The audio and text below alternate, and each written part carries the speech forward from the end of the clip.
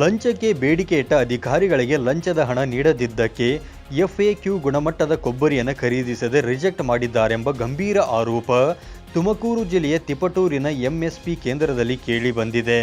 ಹೌದು, ತಿಪಟೂರಿನಲ್ಲಿ MSP ಕೊಬ್ಬರಿ ಖರೀದಿ ವೇಳೆ 1ನೇ ಕೌಂಟರ್ನಲ್ಲಿ ರೈತರು ಕೊಬ್ಬರಿಯನ್ನು ಮಾರಲು ಬಂದಾಗ ಅಲ್ಲಿನ ಅಧಿಕಾರಿಗಳು ಹಮಾಲಿಯವರ ಮುಖಾಂತರ ಲಂಚಕ್ಕೆ ಬೇಡಿಕೆ ಇಟ್ಟಿದ್ದರು. ಆದರೆ ರೈತರು ಹಣ ಕೊಡಲು ನಿರಾಕರಿಸಿದ್ದಕ್ಕೆ 50 ಕೆಜಿಗಿಂತ ಹೆಚ್ಚು FAQ ಗುಣಮಟ್ಟದ ಕೊಬ್ಬರಿಯನ್ನೇ ರಿಜೆಕ್ಟ್ ಮಾಡಿದ್ದಾರೆಂದು ರೈತರು ಅವಲತ್ತುಕೊಂಡಿದ್ದಾರೆ. ಅಲ್ಲದೆ ಈ ಅಕ್ರಮ ಪ್ರಶ್ನಿಸಿದ್ದಕ್ಕೆ ನೀವು ಹಣ ಕೊಡಲಿಲ್ಲವೆಂದು ದೂಷಿಸಿ ಅವರ ಮೇಲೆ ಹಲ್ಲೆ ಮಾಡಲು ಮುಂದಾಗಿದ್ದಾಗಿ ಹೇಳಲಾಗಿದೆ.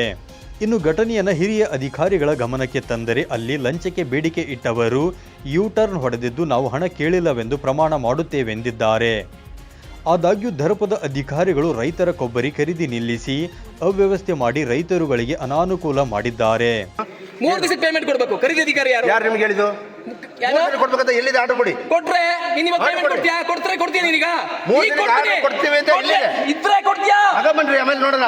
ಇವ್ರು ತಗೊಂಡಿದ್ದೆ ಈಗ PS ಗೈಡ್ಲೈನ್ಸ್ ಇಲ್ಲನೇ. ನಾನು ಯಾವುದು ರೂಲ್ಸ್ ಇಲ್ಲನೇ ಮಾತಾಡ್ತಿಲ್ಲ. ಇನ್ನು ಕೊಬ್ಬರಿ ಖರೀದಿ ಪ್ರಕ್ರಿಯೆ ಶುರುವಾಗಿರುವುದು ಸಂಕಷ್ಟದಲ್ಲಿರುವ ರೈತರಿಗೆ ನೆರವಾಗಲು. ಆದರೆ ಅಧಿಕಾರಿಗಳು ಮಾತ್ರ ತಮ್ಮ ಲಂಚ ಬಾಕತನಕ್ಕೆ ರೈತರಿಗೆ ಅನುಕೂಲಕ್ಕಿಂತ ಅನಾನುಕೂಲವೇ ಹೆಚ್ಚಾಗಿ ತೊಂದರೆಯಾಗುತ್ತಿದೆ ಎಂದು ರೈತರು ತಮ್ಮ ಅಳಲು ತೋಡಿಕೊಂಡಿದ್ದಾರೆ.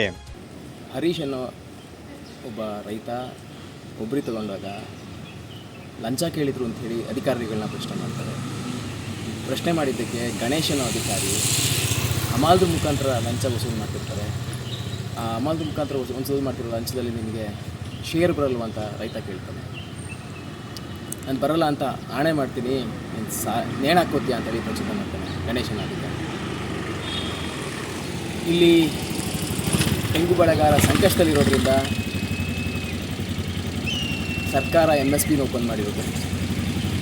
ಸಂಕಷ್ಟ ಇರೋದು ರೈತರಿಗೆ, ಅನುಕೂಲ ಆಗ್ತಿರೋದು ಖರೀದಿ ಅಧಿಕಾರಿ ಮತ್ತು ಅಲ್ಲಿರುವಂಥ ಹಮಾಲ್ದ್ರುಗಳು ಒಂದು ಚೀಲಕ್ಕೆ 80 ರಿಂದ 100 ರೂಪಾಯಿವರೆಗೂ ವಸೂಲು ಮಾಡಿಕೊಂಡು ಅವರು ಬೇಕಾದಂಥ ರೀತಿಯಲ್ಲಿ ಗ್ರೇಡಿಂಗ್ ಮಾಡಿ ಕಳಿಸುವಂಥ ವ್ಯವಸ್ಥೆ ಆಗಿದೆ. ದುರ್ವ್ಯವಸ್ಥೆ ಆಗಿದೆ.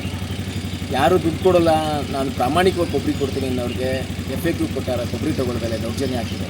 ಈ ವಿಚಾರವಾಗಿ ಪ್ರಶ್ನೆ ಮಾಡಿದಾಗ ಯಾರು ಪ್ರಶ್ನೆ ಮಾಡಿರುವಂಥ ರೈತರ ಮೇಲೆ ಹಮಾಲ್ದ್ರುಗಳು ಅಮಾನ್ಯವಾಗಿ ಅವ್ರ ಮೇಲೆ ಎರಗಿ ಅವ್ರ ಮೇಲೆ ದೌರ್ಜನ್ಯ ಮಾಡಕ್ಕೆ ಹೋಗ್ತಾರೆ, ದಬ್ಬಾಳಿಕೆ ಮಾಡ್ತಾರೆ. ಹಾಗಾಗಿ ರೈತರು ಒಬ್ಬೊಬ್ಬರೇ ಇರೋದ್ರಿಂದ, ಅಲ್ಲಿ ಅಸಂಘಟಿತರಾಗಿ ಒಬ್ಬೊಬ್ಬರೇ ಇರೋದ್ರಿಂದ ನಾವು ಏನು ಅಸಹಾಯಕರಾಗಿ ವಾಪಸ್ ಬರಬೇಕು. Babu Khan, 9 live news, Tumakuru.